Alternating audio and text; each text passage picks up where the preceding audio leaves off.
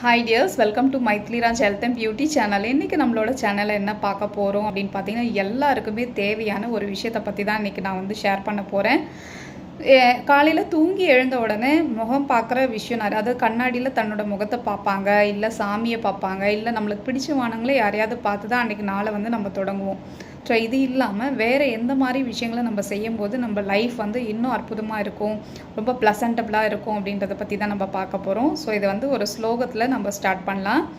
கரக்ரே வசுதே லக்ஷ்மி, கர மத்தியே சரஸ்வதி, கர மூலேத்தோ கோவிந்தா, பிரபதே கர தர்ஷனம். ஸோ இது வந்து நம்மளோட உள்ளங்கையை பார்த்துட்டு இந்த ஸ்லோகத்தை சொல்லிவிட்டு அந்த கை நம்மளோட கையில் பார்த்திங்கன்னா இந்த இடத்துல கரகரே வசுதே லக்ஷ்மினா நம்மளோட நுனி பகுதியில் வந்து மகாலட்சுமி வந்து வாசம் செய்கிறதாகவும், நம்மளோட உள்ளங்கை மத்தியில் வந்து சரஸ்வதி தேவி வாசம் செய்கிறாங்க.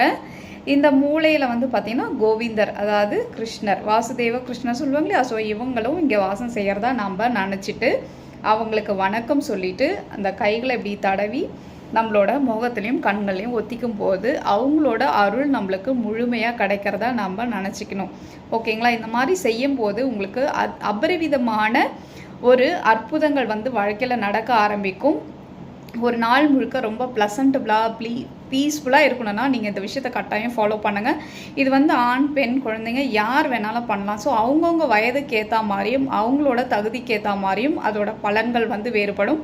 இப்போ வேலைக்கு போகிறவங்க சம்பாதிக்கிறவங்கள வந்து அவங்களுக்கு வந்து ஃபினான்ஷியலாக வந்து ரொம்ப வந்து ஃபுல்ஃபில்மெண்ட் கிடைக்கும்.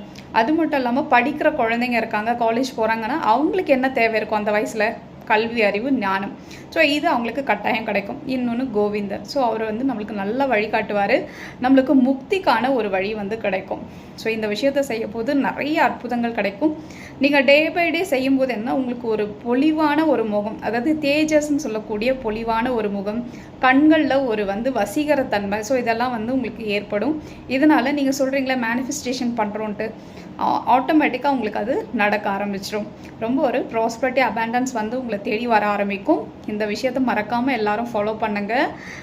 நான் வந்து இதோட ஸ்லோகத்தை உங்களுக்கு டிஸ்கிரிப்ஷனில் கொடுக்குறேன். Thank you so much.